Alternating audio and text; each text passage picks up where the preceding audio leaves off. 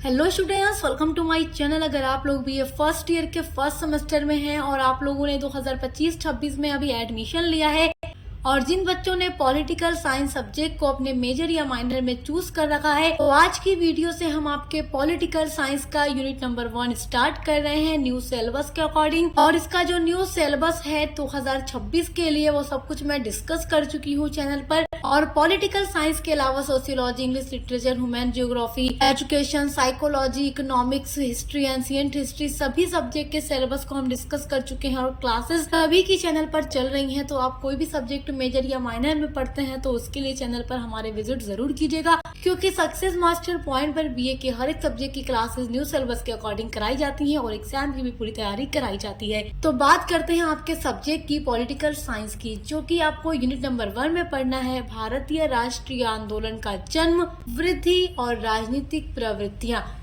उम्मीद करती हूँ कि सिलेबस आप लोगों ने देखा होगा। सिलेबस देखा होगा तो आपको याद आ रहा होगा कि यस मैम, हमें यूनिट नंबर 1 के अंदर यही टॉपिक पढ़ना है। तो भारतीय राष्ट्रीय आंदोलन का जन्म कैसे हुआ, उसकी वृद्धि कैसे हुई, यानी ये आंदोलन किस तरीके से हमारे भारत में बढ़ा और क्या क्या राजनीतिक प्रवृत्तियां इसमें हुई थी। तो जब भी भारतीय राष्ट्रीय आंदोलन की पृष्ठभूमि की बात की जाती है या उसकी शुरुआत की बात की जाती है, तो 1857 का जो विद्रोह हुआ था उसका नाम लिया जाता है, क्योंकि वहीं से शुरुआत होती है भारतीय राष्ट्रीय आंदोलन की। आप उसको 1857 की क्रांति कह सकते हैं या उसको आप प्रथम राष्ट्रीय आंदोलन भी कह सकते हैं। तो सारी चीजों के बारे में हम आज की वीडियो में डिटेल से पढ़ने वाले हैं और पूरा नोट्स भी आपको मिलेगा अपने एग्जाम के लिए।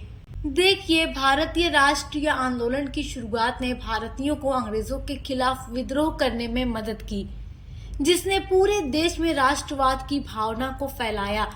देखिए, हमारा भारत 1947 में आजाद हुआ है। उससे पहले तो यहाँ पर अंग्रेज ही शासन करते थे और हमारे भारत के लोग अब अंग्रेजी शासन से उब चुके थे और आजादी चाहते थे। तो जो राष्ट्रवाद की भावना है, जब ये पूरे देश में फैलती है, हर एक भारत के नागरिक के दिलों में राष्ट्रवाद की भावना जागती है, तो यही राष्ट्रवाद की भावना पूरे भारतीयों के दिलों में ये विचार डालती है कि अंग्रेजों के खिलाफ आंदोलन करो, विद्रोह करो और अपने देश को अंग्रेजों के शासन से आजाद कराओ।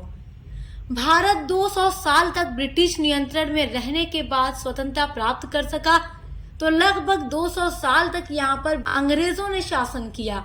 यह केवल राष्ट्रवाद की भावना के कारण ही संभव हो सका। भारतीयों के दिल में राष्ट्रवाद की भावना आई तभी जाकर हम आजाद हो पाए, क्योंकि राष्ट्रवाद की भावना ने भारतीय राष्ट्रीय आंदोलन की शुरुआत की। तो दूसरे शब्दों में आप ये भी कह सकते हैं कि राष्ट्रीय आंदोलन का शाब्दिक अर्थ होता है राष्ट्र के हित के लिए आंदोलन, अपने देश के लिए, अपने राष्ट्र के लिए आंदोलन करना ही राष्ट्रीय आंदोलन है। यह देशवासियों के द्वारा राष्ट्र हित में चलाया गया आंदोलन होता है। तो उसी देश के लोग चलाते हैं जो अपने राष्ट्र का भला चाहते हैं। तो भारत जब अंग्रेजों का गुलाम था तो भारतीयों ने अलग अलग तरह के आंदोलन चलाए और आपने बहुत बड़े बड़े राष्ट्रीय आंदोलनों का नाम भी सुना होगा और बीए में आने से पहले भी आपने उन आंदोलनों के बारे में हिस्ट्री में जरूर पढ़ा होगा। असहयोग आंदोलन, सविनय अवज्ञा आंदोलन, भारत छोड़ो आंदोलन, ये सब तो बाद में चलकर हुआ ना। इस आंदोलन की शुरुआत किस तरीके से हुई, भारतीय राष्ट्रीय आंदोलन की शुरुआत कैसे हुई? तो जैसा कि मैंने आपको बताया कि 1857 के विद्रोह से या क्रांति से भारतीय राष्ट्रीय आंदोलन का जन्म हुआ था। 1857 का विद्रोह या 1857 की क्रांति कहिए, या इसको आप प्रथम स्वाधीनता संग्राम भी कह सकते हैं, प्रथम राष्ट्रीय आंदोलन भी कह सकते हैं। देखिए, 1857 का जो विद्रोह था या क्रांति थी, भारतीय स्वतंत्रता के लिए लड़ा गया पहला युद्ध। इससे पहले अभी तक कोई भी ऐसा विद्रोह या क्रांति नहीं हुई थी जिसका उद्देश्य क्या था, आजादी, स्वतंत्रता। तो ये पहला युद्ध था जो भारतीय आजादी के लिए लड़ा गया था। इसकी शुरुआत 10 मई 1857 को मेरठ में हुई थी। तो इसकी शुरुआत कैसे हुई, इसकी पृष्ठभूमि कैसे बनी, इसके कारण क्या थे, वो सब इस वीडियो में आज हम डिटेल से पढ़ने वाले हैं। यह ब्रिटिश ईस्ट इंडिया कंपनी के खिलाफ पहला बड़े पैमाने पर विद्रोह था। इससे पहले ऐसा कोई भी विद्रोह नहीं किया गया था। ये जो विद्रोह था ये असफल हो जाता है, ये कामयाब नहीं होता अपने मकसद में, लेकिन इसने जनता पर एक बहुत बड़ा प्रभाव डाल दिया था और पूरे भारत में स्वतंत्रता आंदोलन को उभार दिया। एक बात यहाँ पर बड़े ध्यान से सुनिएगा कि जो ये 1857 का विद्रोह था, जिसको आप प्रथम स्वतंत्रता संग्राम भी कह सकते हैं, तो ये एक ऐसा आंदोलन था या एक ऐसी क्रांति थी जो असफल रही, क्योंकि इसमें जितने भी लोग थे, जितने भी लोगों ने मिल करके ये क्रांति की थी या ये विद्रोह ब्रिटिश ईस्ट इंडिया के खिलाफ किया था, उनका कुछ अपना ही था। और ये जो विद्रोह था पूरे भारत में नहीं फैला था, ये भारत के अलग अलग क्षेत्रों में कहीं कहीं पर हुआ था। अगर ये पूरे भारत में हुआ होता तो शायद भारत 1857 में ही आज़ाद हो गया होता, लेकिन ऐसा नहीं हुआ और ये विद्रोह असफल रहा। लेकिन ये विद्रोह जो था, यहीं से भारतीय राष्ट्रीय आंदोलन की शुरुआत हो चुकी थी। तो आइए जानते हैं कि क्या क्या वो कारण थे जिनके कारण ये विद्रोह हुआ था, ये क्रांति हुई थी, या 1857 ईस्वी की स्वतंत्रता संग्राम हुआ। तो क्या क्या कारण थे, कारण आपको जानना जरूरी है, फिर मैं आपको सब कुछ बहुत डिटेल में आगे बताती रहूंगी। देखिए 1857 ईस्वी की जो क्रांति हुई थी, इसके बहुत सारे कारण थे। जैसा कि मैंने आपको ये बताया कि भारतीय नागरिक, सबसे पहली बात तो ये कि ब्रिटिश क्राउन से थक चुके थे, ब्रिटिशों से आजादी चाहते थे, क्योंकि जो ब्रिटिश सरकार थी भारतीयों का बहुत अधिक शोषण करती थी हर एक चीज को लेकर के। जैसे कि इसके बहुत सारे कारण हैं। पहला है राजनीतिक कारण, उसके बाद आर्थिक कारण है, धार्मिक कारण है, सामाजिक कारण है, सैनिक कारण है, और सभी कारणों को आइए यहाँ पर डिटेल में जानते हैं और समझने का प्रयास करते हैं। 1857 ईस्वी की क्रांति का पहला कारण था राजनीतिक कारण। राजनीतिक कारण में भी बहुत सारे कारण हैं, जिसमें पहला पॉइंट है राज्यों को हड़पने की नीति। देखिए जो ब्रिटिश सरकार थी वो चाहती थी कि भारत के हर राज्यों पर उसका अपना नियंत्रण हो। तो 1857 ईस्वी की क्रांति का ये भी एक बहुत बड़ा कारण था कि वो राज्यों को हड़पने की नीति लेकर के आता है। लॉर्ड डलहौजी जो कि ब्रिटिश गवर्नर जनरल था, उसने राज्य अपहरण की नीति अपनाई। इस नीति के द्वारा लॉर्ड डलहौजी ने संतानहीन भारतीय राजाओं पर उत्तराधिकार निषेध एवं गोद निषेध नियम लागू करके उनके राज्यों को अपने अंग्रेजी राज्यों में मिला लिया था।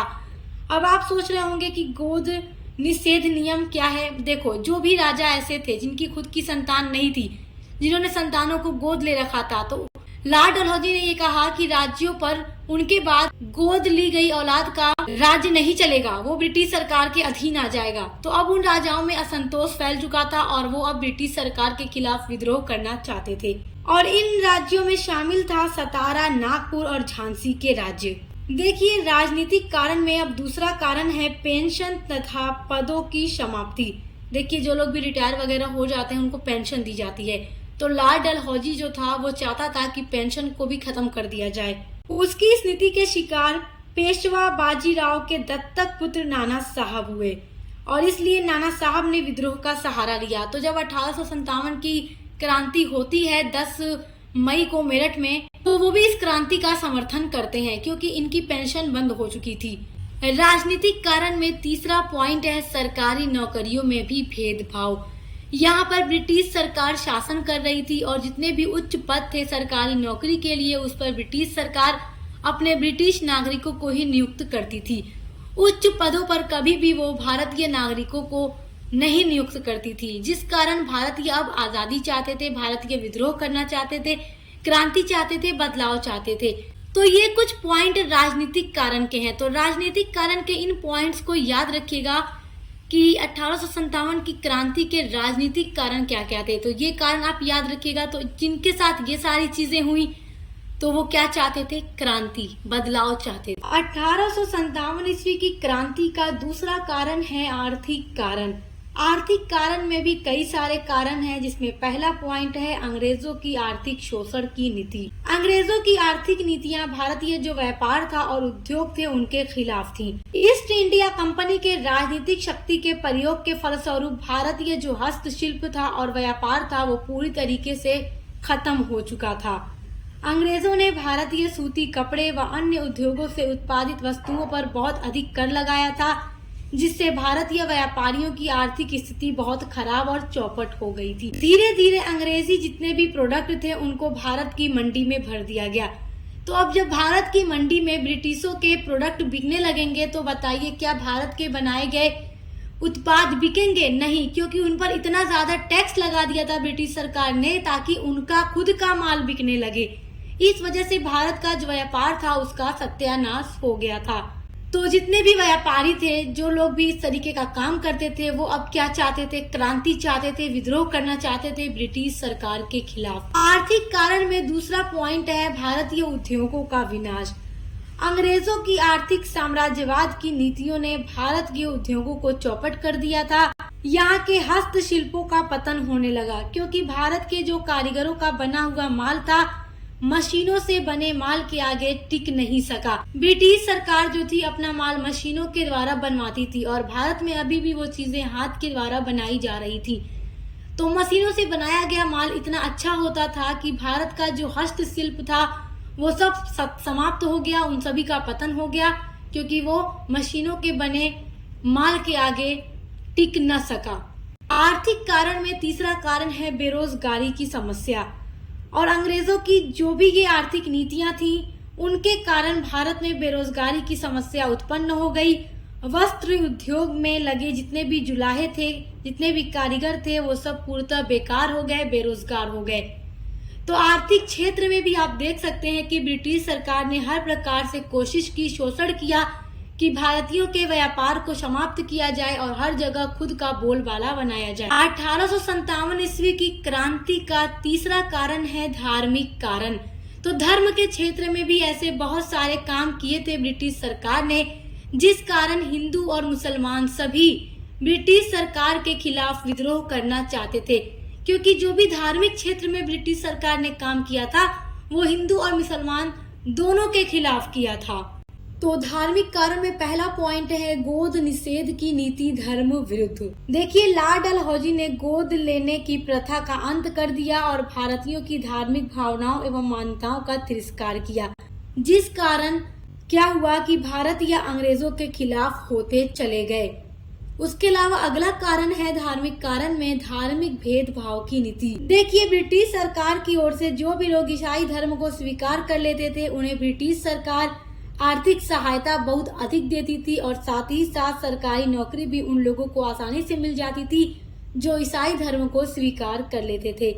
इससे भी भारतीय समाज में अंग्रेजों के प्रति प्रतिशोध की भावना पैदा हो गई और भारतीयों के दिलों में क्या जाग उठा कि हमें विद्रोह करना है ब्रिटिश सरकार के खिलाफ और हमें क्रांति करनी है। देखिए, 1857 ईस्वी की क्रांति का चौथा कारण है सामाजिक कारण और इसमें पहला पॉइंट है भारतीयों के प्रति तिरस्कार की नीति। देखिए, जो अंग्रेज थे वो भारतीयों को हीन समझते थे, खराब समझते थे और वो हमेशा भारतीयों का तिरस्कार और उनका अपमान किया करते थे।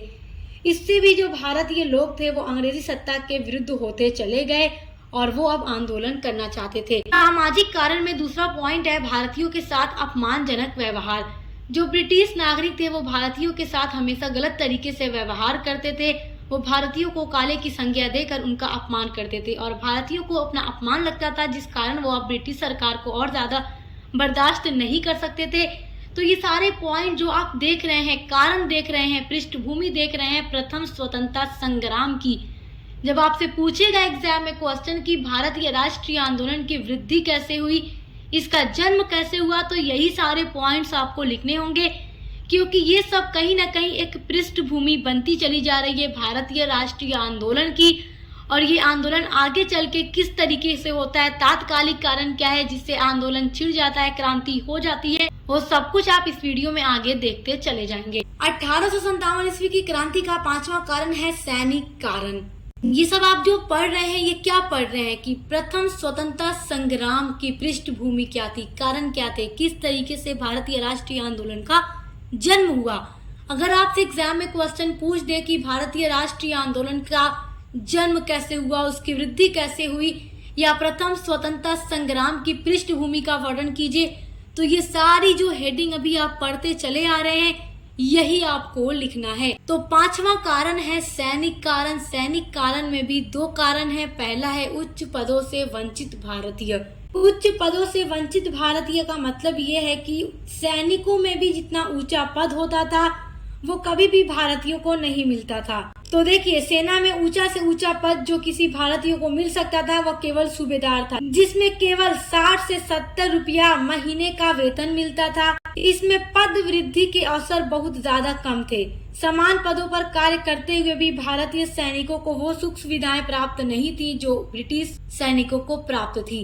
तो आप देख सकते हैं कि सैनिकों में भी भेदभाव था। ब्रिटिश सरकार अपने ब्रिटिश नागरिकों को, जो ब्रिटिश सैनिक थे, उनको अच्छी फैसिलिटी देती थी और भारतीय सैनिकों को नहीं देती थी, और प्लस वेतन वगैरह भी कम मिलता था। उसके अलावा दूसरा कारण है चर्बी युक्त कारतूसों का प्रयोग। चर्बी युक्त कारतूस का प्रयोग क्या है, अब इसको समझिएगा।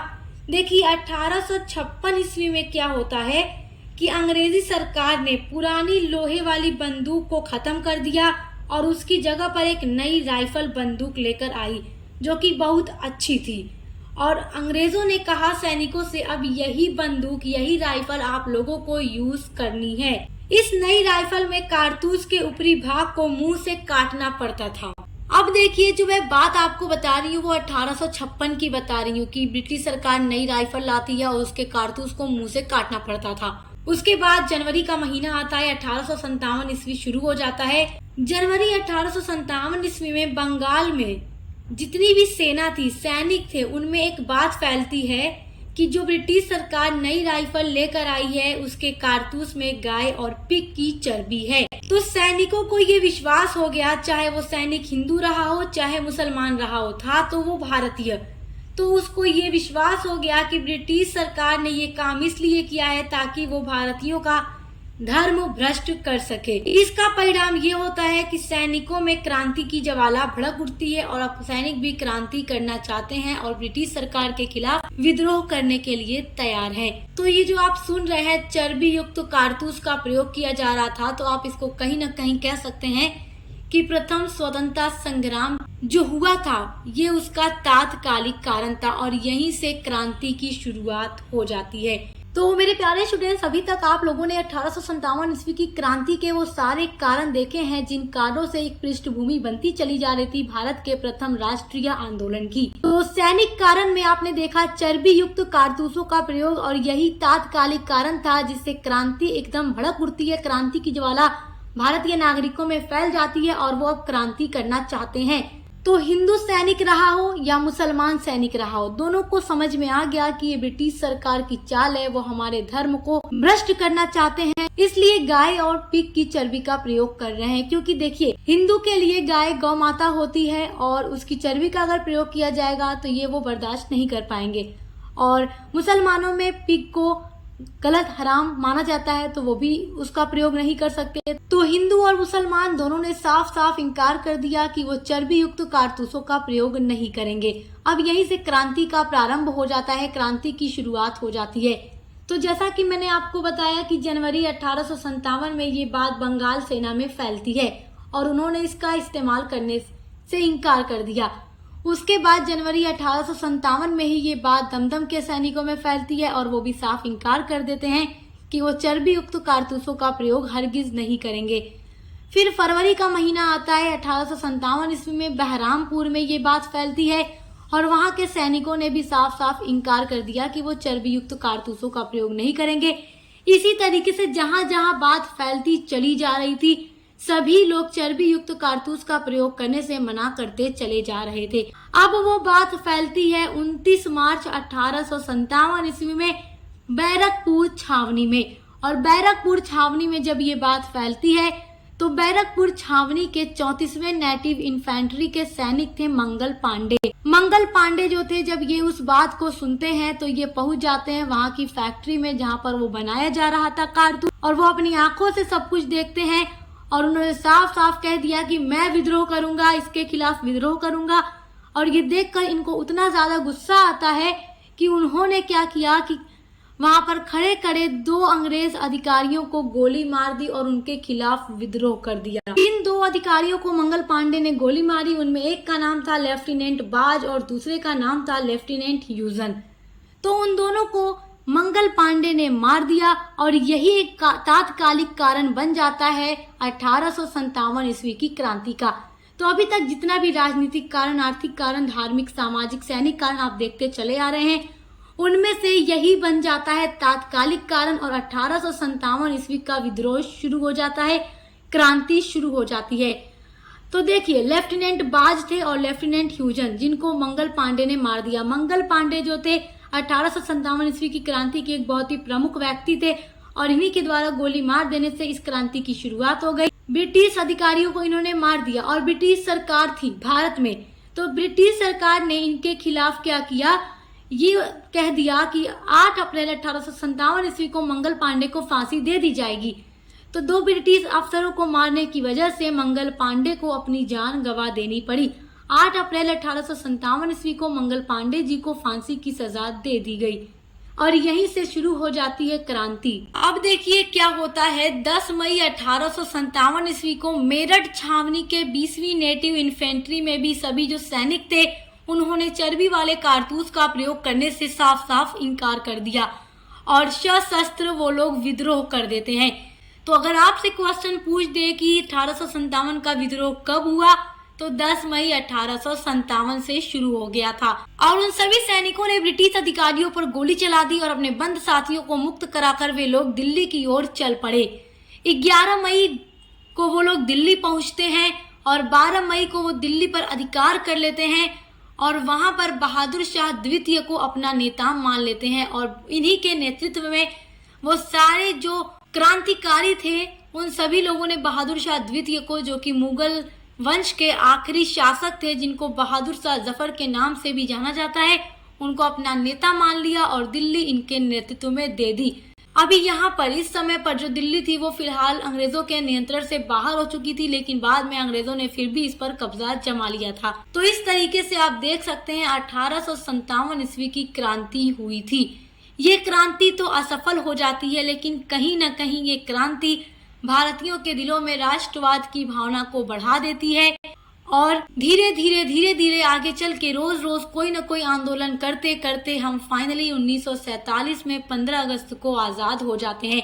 लेकिन अगर आपसे प्रश्न पूछे भारतीय राष्ट्रीय आंदोलन की शुरुआत कैसे हुई, तो आपको यही पूरा लिखना होगा, क्योंकि यहीं से भारतीय राष्ट्रीय आंदोलन की शुरुआत हुई थी। अब आपकी अगली हेडिंग है भारतीय राष्ट्रीय आंदोलन की विशेषताएं। तो आपके लॉन्ग क्वेश्चन में ये जरूर पूछेगा, तो आइए देखते हैं भारतीय राष्ट्रीय आंदोलन की क्या क्या महत्वपूर्ण विशेषताएं हैं। भारतीय राष्ट्रीय आंदोलन की विशेषता में पहली विशेषता है शांतिपूर्ण और क्रांतिकारी आंदोलन। देखिए, जो भारतीय राष्ट्रीय आंदोलन है उसमें मुख्यतः शांतिपूर्ण तरीकों को ही अपनाया गया था, जिसका नेतृत्व महात्मा गांधी ने किया था। सत्य और अहिंसा के द्वारा उन्होंने भारत की स्वतंत्रता प्राप्त की। अब देखिए, यहाँ पर पूरे भारतीय राष्ट्रीय आंदोलन की विशेषता के बारे में पूछा जा रहा है। तो आप जानते ही हैं कि जितने भी आंदोलन किए गए जिनका नेतृत्व महात्मा गांधी जी ने किया था, तो उन्होंने हमेशा अहिंसा के द्वारा ही अपना आंदोलन चलाया। जहां भी हिंसा हो जाती थी वो अपने आंदोलन को वापस ले लेते थे। लेकिन भारतीयों ने स्वतंत्रता संग्राम के दौरान क्रांतिकारी तरीकों और साधनों का भी प्रयोग किया। देखिए, पहले तो सारे आंदोलन शांतिपूर्ण तरीके से भारत में चलाए गए थे अपने देश को आजाद कराने के लिए, लेकिन फिर जब लोगों ने देखा कि शांतिपूर्ण तरीके से ही आजादी नहीं मिल सकती, क्रांतिकारी तरीके भी अपनाने होंगे और हिंसा भी जरूरी है करनी, तब गांधी जी ने कह दिया, नारा दे दिया, भारत छोड़ो आंदोलन में करो या मरो, अब करोगे नहीं तो मर जाओगे। तो फिर लोगों ने हर तरीके को अपनाया और अपने देश को आजाद कराने के लिए पूरी जी जान एक कर दी। अब देखिए, भारतीय राष्ट्रीय आंदोलन की दूसरी विशेषता है लंबी अवधि। देखिए, भारतीय राष्ट्रीय आंदोलन की शुरुआत होती है 1857 ईस्वी में। प्रथम स्वतंत्रता संग्राम शुरू हुआ और इसकी समाप्ति 15 अगस्त 1947 को हुई। तो आप देख सकते हैं लगभग 100 वर्षों तक इसकी अवधि चलती रही। धीरे धीरे आंदोलन चलता रहा, बढ़ता रहा और 15 अगस्त 1947 को हम आजाद हुए, तब जाकर इस आंदोलन की समाप्ति होती है। तीसरी विशेषता है सामाजिक तथा आर्थिक। देखिए, भारतीय राष्ट्रीय आंदोलन का जो रूप है वो सिर्फ राजनीतिक नहीं था, इस आंदोलन के सामाजिक तथा आर्थिक पक्ष भी थे। गांधी जी ने सामाजिक तथा आर्थिक दुर्बलताओं के विरुद्ध भी अभियान चलाया था। इनकी त्रुटियों को दूर करना भारतीय राष्ट्रीय आंदोलन का प्रमुख अंग बना रहा। गांधी जी ने सामाजिक और आर्थिक चीजों को भी दूर करने की पूरी कोशिश की। जहां भी किसानों के ऊपर जुल्म करती थी ब्रिटिश सरकार, अधिक कर लेती थी या उनसे जबरन नील की खेती कराती थी, तो गांधी जी उसके खिलाफ भी आंदोलन चलाते थे। गांधी जी ने हर पक्ष को साथ लेकर चलते थे। भारतीय राष्ट्रीय आंदोलन की चौथी विशेषता है विश्वव्यापी प्रभाव। देखिए, भारतीय राष्ट्रीय आंदोलन का विश्वव्यापी प्रभाव पड़ा, मतलब इस आंदोलन का प्रभाव पूरे विश्व पर पड़ा। इससे प्रभावित होकर अन्य राष्ट्रों ने भी स्वतंत्रता की लड़ाई प्रारंभ कर दी थी। देखिए, भारत के तरह ही बहुत सारे देश जो थे वो अंग्रेजों के उपनिवेश थे और अमेरिका भी अंग्रेजों का एक उपनिवेश था। लेकिन अमेरिका तो बहुत पहले ही आजाद हो गया था, जिससे बहुत सारे राष्ट्रों के ऊपर प्रभाव पड़ा कि उन्हें भी आंदोलन करना चाहिए और अपने देश की आजादी के लिए लड़ाई लड़नी चाहिए। तो भारत ने भी लड़ाई लड़नी शुरू कर दी और भारत आजाद होता है तो इसका प्रभाव भी विश्वव्यापी था और इसके बाद जितने भी राष्ट्र उपनिवेश थे उन्होंने भी अपनी आजादी के लिए लड़ाई लड़ना शुरू कर दिया। तो ये सारे महत्वपूर्ण बिंदु हैं, भारतीय राष्ट्रीय आंदोलन की विशेषताएं हैं। आई होप कि आप इनको बहुत अच्छे से समझ के होंगे। तो ये नोट्स बहुत ही आसान भाषा में हमने बनाया था ताकि आप अपने एग्जाम में इसके थ्रू अपनी तैयारी अच्छे कर सकें। तो आपकी जो यूनिट नंबर 1 है वो पूरी इसी वीडियो के माध्यम से समाप्त हो गई। अब मिलते हैं आपकी यूनिट नंबर 2 के साथ।